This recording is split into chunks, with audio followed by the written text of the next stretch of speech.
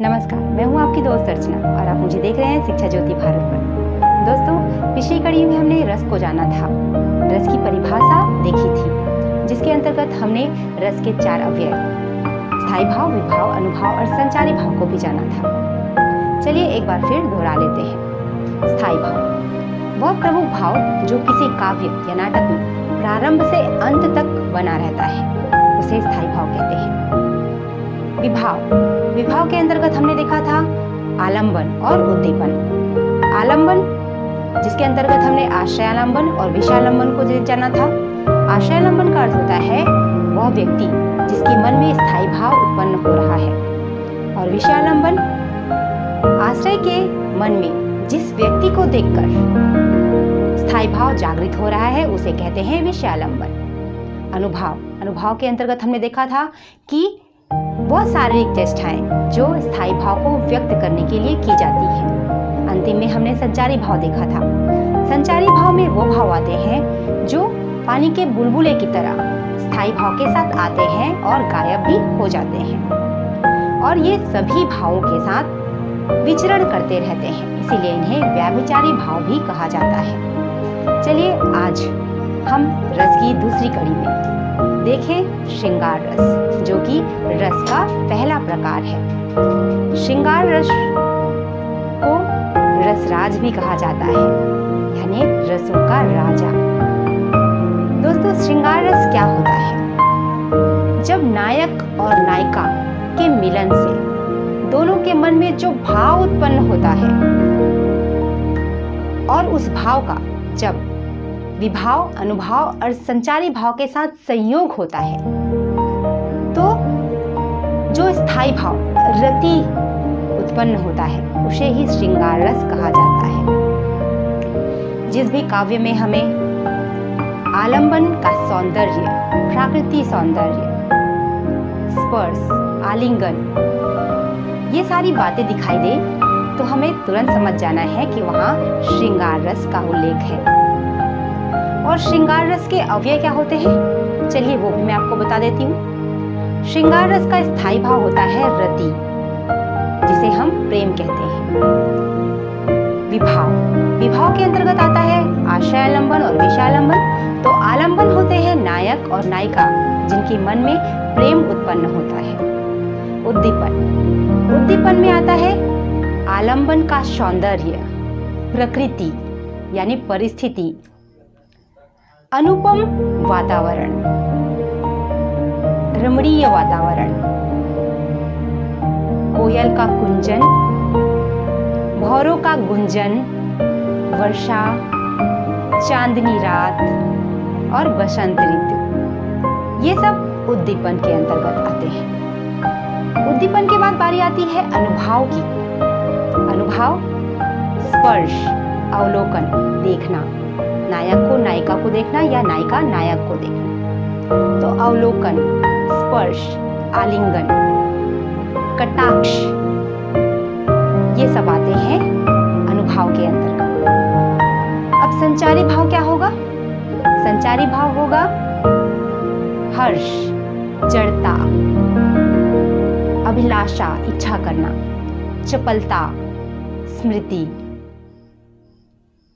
और उन्माद, आवेग, ये सारी बातें आती हैं संचारी भाव के अंतर्गत। अब चलिए देखते हैं श्रृंगार रस के 2 भेद। श्रृंगार रस को 2 भागों में बांटा गया है। पहला है संयोग श्रृंगार रस। संयोग, जैसा कि नाम से ही स्पष्ट है, मिलना, संयोग रस। और दूसरा है वियोग रस, वियोग, बिछड़ना। संयोग रस की ओर चलते हैं। संयोग रस किसे कहते हैं? जब हमें काव्य में नायक और नायिका का मिलन देखे, स्पर्श, आलिंगन देखे, नायिका के सौंदर्य का वर्णन हो या नायिका के सौंदर्य का वर्णन हो, तो वहां पर निश्चय ही संयोग श्रृंगार रस होता है, क्योंकि ये नायक और नायिका के मिलन को दर्शाता है। चलिए उदाहरण के माध्यम से समझते हैं, और इस उदाहरण के माध्यम से ही हम ये भी जानेंगे कि श्रृंगार रस, संयोग श्रृंगार रस अव्यय क्या है? रस लालच लाल की मुरली धरी लुकाए, भत रस लालच लाल की मुरली धरी लुकाए, सौह करे भवनी हसे दीन कहत नटी जाए, दीन कहत नटी जाए। दोस्तों, ये पद्यांश बिहारी जी ने लिखा है। क्या आप जानते हैं कि बिहारी जी को गागर में सागर भरने वाला कवि कहा जाता है, जो थोड़े शब्दों में बहुत सारे अर्थ प्रदान करते हैं इनके पद्यांश, इसलिए इन्हें गागर में सागर भरने वाला कवि कहा जाता है। हम सभी जानते हैं कि भगवान श्री कृष्ण को अपनी बांसुरी अत्यंत प्रिय थी और राधा जी को लगता था कि भगवान कृष्ण उनसे अधिक प्रेम उस बांसुरी को करते हैं। इसी का सुंदर चित्रण बिहारी जी ने इस पद्यांश में किया है। भगवान कृष्ण की बातों का रस लेने के लिए, क्योंकि भगवान दिन भर बांसुरी बजाने में मगन रहते हैं, इसलिए राधा जी को लगता है कि आज कुछ किया जाए कि वो बातों का रस ले सकते हैं उनसे।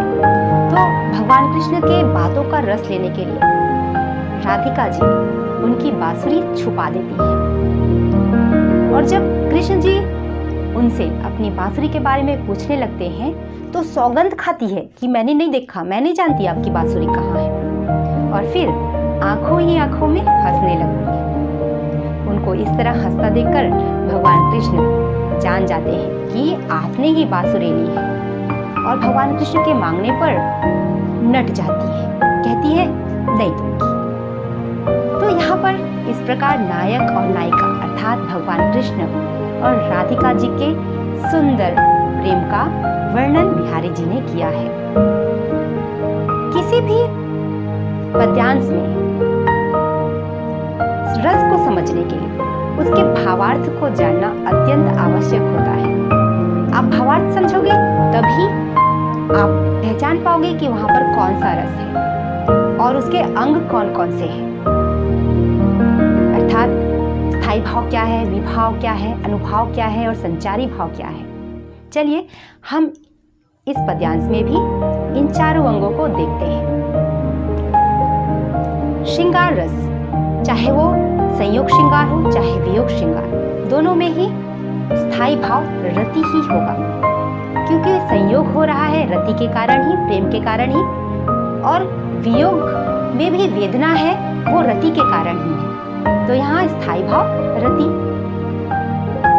विभाव, विभाव आलंबन जिसके अंतर्गत आता है, तो आश्रय आलंबन, किसके मन में प्रेम जागृत हुआ है, किसको भगवान कृष्ण से बात करने की इच्छा है, तो राधा जी को, तो राधा जी हुई आश्रय आलंबन। और किसके प्रति, किससे बात करना है राधा जी को, किसके प्रति प्रेम जागृत हुआ है, तो भगवान कृष्ण, तो हुए विषयालंबन।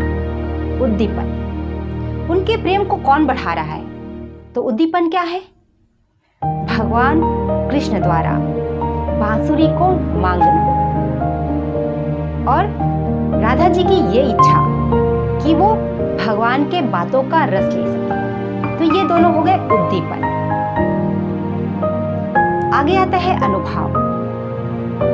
बातों का रस लेने के लिए राधा जी क्या चेष्टा करती है, तो बांसुरी को छिपाना, सौगंध लेना, फिर आंखों ही आंखों में हंसना, तो ये हो गए अनुभाव। संचारी भाव यहाँ पर क्या है, अभिलाषा, भगवान से बात करने की इच्छा, तो अभिलाषा, और खुशी, हर्ष, यहाँ पर क्या हो गए, संचारी भाव। चलिए आगे बढ़ते हैं और देखते हैं वियोग श्रृंगार रस को। वियोग श्रृंगार रस अर्थात नायक और नायिका के बीच बिछड़ाव, विरह। प्रेम में अनुरक्त नायक और नायिका जब मिल पाने में असमर्थ होते हैं तो वहां पर विरह श्रृंगार रस होता है। मिलने की तो प्रबल इच्छा है दोनों में, लेकिन मिल नहीं पा रहे हैं। वियोग हो गया है उन दोनों के बीच, इसलिए यहाँ पर वियोग श्रृंगार रस होता है। चलिए इसे भी उदाहरण के माध्यम से समझते हैं। रेउधो मन नहीं है 10-20, रेउधो मन नहीं है 10-20, एक हूँ तो सो गयो श्याम संग, एक हूँ तो सो गयो श्याम संग, को आराधे रेउधो मन नहीं है 10-20। ये दोहा है वो महान संत और कवि सूरदास जी द्वारा रचित है।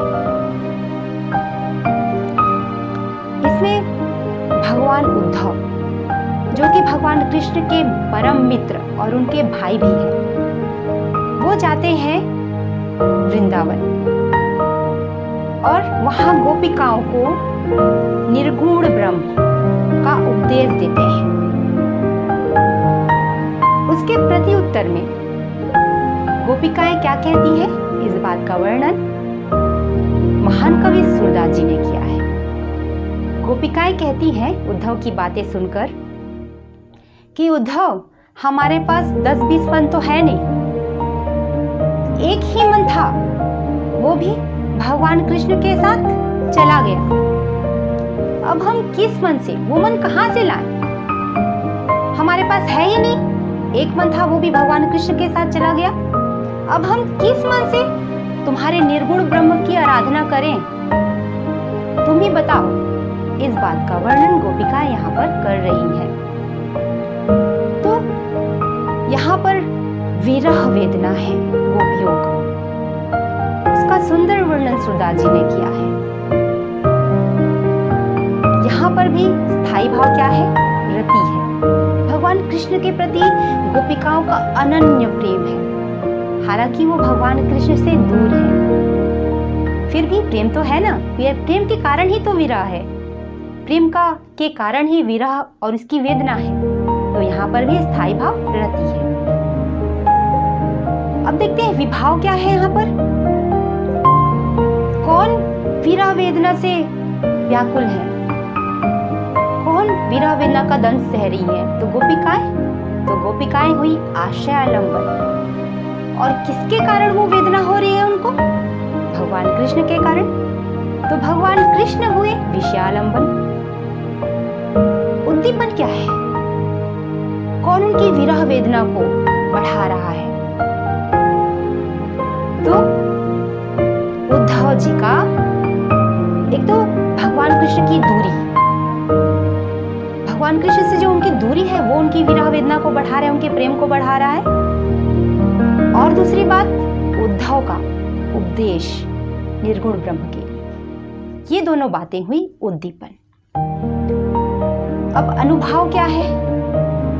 अनुभाव है यहाँ पर अश्रु, विलाप, जो गोपिकाएं भगवान कृष्ण के लिए कर रही हैं। और यहाँ पर संचारी भाव क्या है? यहाँ पर संचारी भाव है पीड़ा, वेदना। यहाँ पर अनुभाव में कटाक्ष भी हम बोल सकते हैं, क्योंकि वो कटाक्ष कर रही है ना, उद्धव की बातों को काट रही है। उद्धव उनको निर्गुण ब्रह्म का उपदेश दे रहे हैं। वहीं पर गोपिकाएं क्या कह रही है कि हमारे पास तो एक ही मन था, वो भी भगवान कृष्ण के साथ चला गया। किस मन से हम निर्गुण ब्रह्म की उपासना करें? तो यहाँ पर कटाक्ष भी है हमारे अनुभव।